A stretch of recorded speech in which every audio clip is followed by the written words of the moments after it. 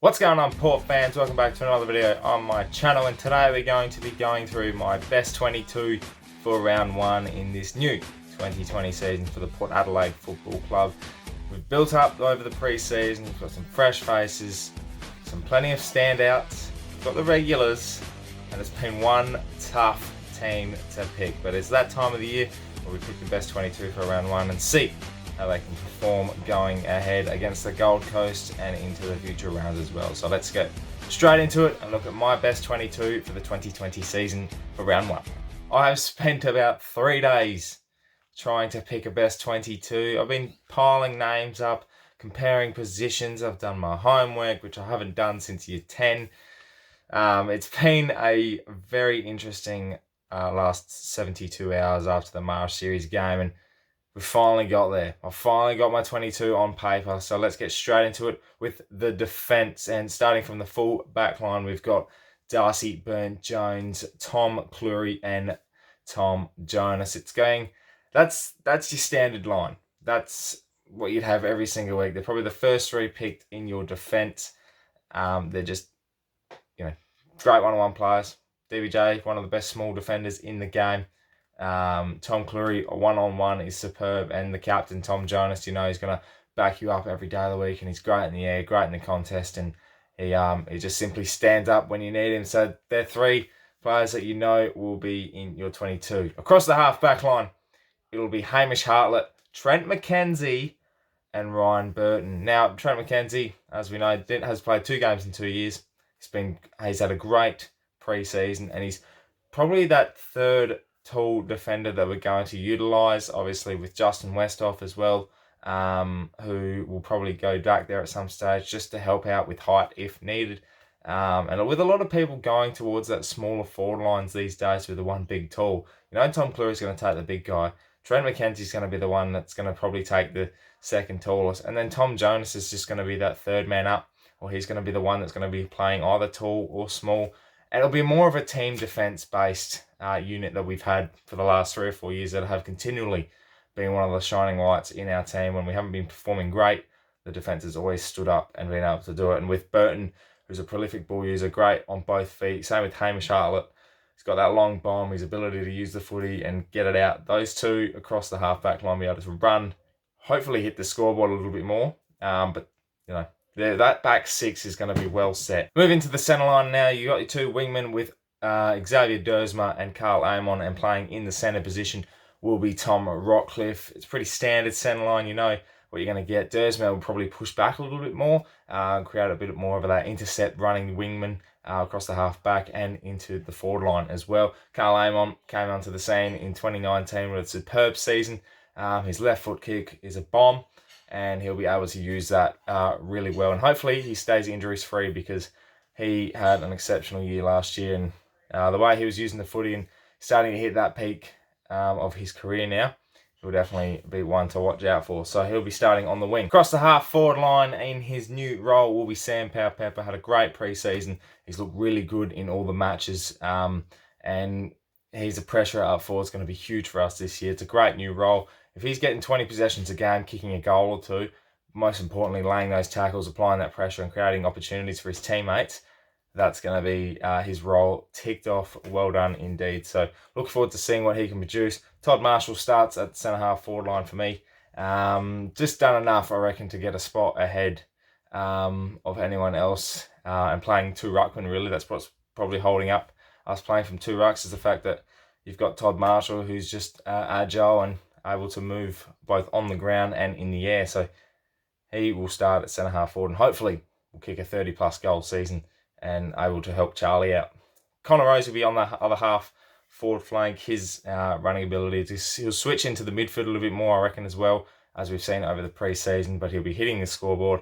His magic on the ground and in the air will be one to watch again this year, and he'll definitely be one of our more prolific small forwards. Heading across the full forward line now is Zach Butters, Charlie Dixon, and Robbie Gray. Probably that will be the set small forward area. Zach Butters will move up a little bit more and probably help out with the half forwards in any contest in and around that, our front half in the 70-metre barrier, I'd say. Charlie Dixon is definitely going to move up the ground, maybe more of a centre half forward role position when the ball's coming through. But when he's deep, one-on-one, you know he's going to win it, and he's looking fit and firing, and he's going to have a big season. And I reckon if he's kicking 50-plus goals this year, we're playing finals. So if Charlie can, if we can use the ball moving it pretty quickly and getting him isolated one-on-one, there's no stopping Charlie. He can beat almost anyone in the competition one-on-one. And same with Robbie Gray. You know, hopefully he has a full season where he's fit, his body holds up, and he'll kick 30-plus goals if he does so. And he'll be able to run through the midfield a little bit more with Rosie. And it just gives our forward line a little bit more of a flexible look, a little bit more dynamic with the amount of players that we can possibly play in there. And players we've got in reserve as well that can come in. You know, you've got Ebert that can play down there, Farrell that can go in there as well, and a couple of other small forwards in waiting in line.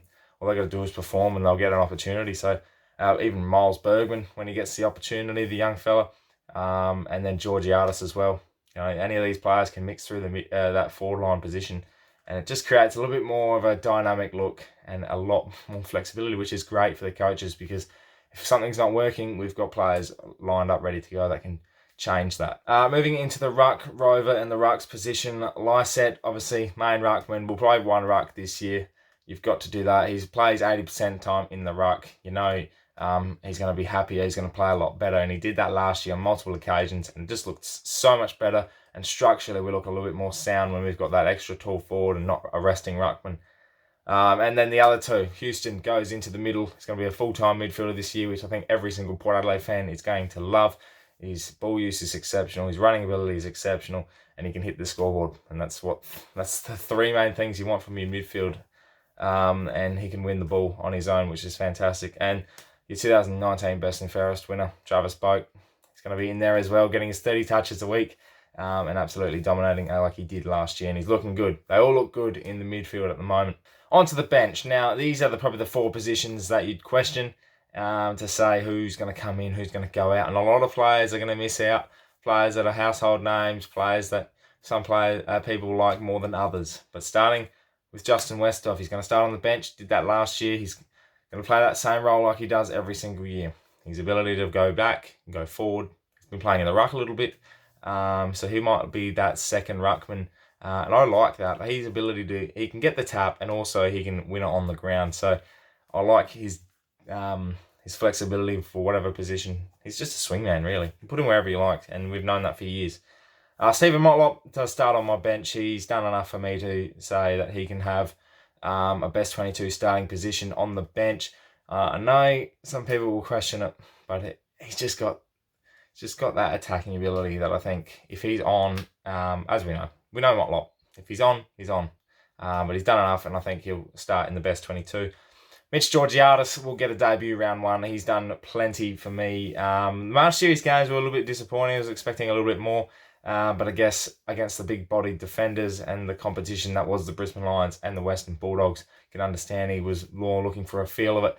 But if he's got the license to be jumping into packs, taking big marks or creating more contests, and is able to free up the likes of Marshall and Charlie Dixon, then he's playing his role. And if he can hit the scoreboard once or twice per game, it's a great start to the year for the young fella. And I reckon if he's doing that, we're going to be way more dangerous down forward. And the last position is Kane Farrell. I've loved what he's done over the pre-season. I think he can play. He's been playing a little bit more halfback wing, but he also pushes up forward, and he's got a beautiful left foot kick, as we know. So he gets the nod ahead of the likes of Drew, who just is on the brink, lean at the same. I don't want Bonner in the best 22. I have a feeling he'll probably get selected, but he's not in my best 22. I don't think he's done enough. He turns the ball over too much. And he's just got to find that edge. He's got the ability to go to the next level, but he's just plodding around, doing the same thing. Not hitting his targets, just not using his pace. And it's just isn't making those right decisions that we need from the capability that he is with a left foot. Probably the most controversial, and it's odd considering it's 150 years and it's Port Adelaide, but no Ebert in the best 22. For me personally, the sign was there when he played a quarter and a half against the Bulldogs in Whyalla in the Marsh Series game. The sign's there, he just hasn't done enough, and I think he's struggling a bit with the having to wear the helmet, and it just hasn't been the same. And he's trying to find his way, whether it's in the midfield or up forward. I do think Kenny will pick him in the best 22 come round one. I hope so, that he can perform and stay in the team. I don't think, personally, based on pre-season, and there's just younger guys coming through that are just a little bit better, he's not going to be in that 22 for me personally. So unfortunate for eBay, but I think he'll find his way and he'll get back in straight away. There you have it, Port fans. That is my best 22 for 2020 come round one against the Gold Coast Suns. Let me know in the comments below what you're thinking of your 22, and we'll see what these kids do, eh? Looking forward to seeing a big round one coming your way in a couple of weeks' time. So make sure you subscribe to the channel for many more Port Adelaide content coming your way. Thanks for watching, Port fans. My name is Anthony, and as always, ThePear.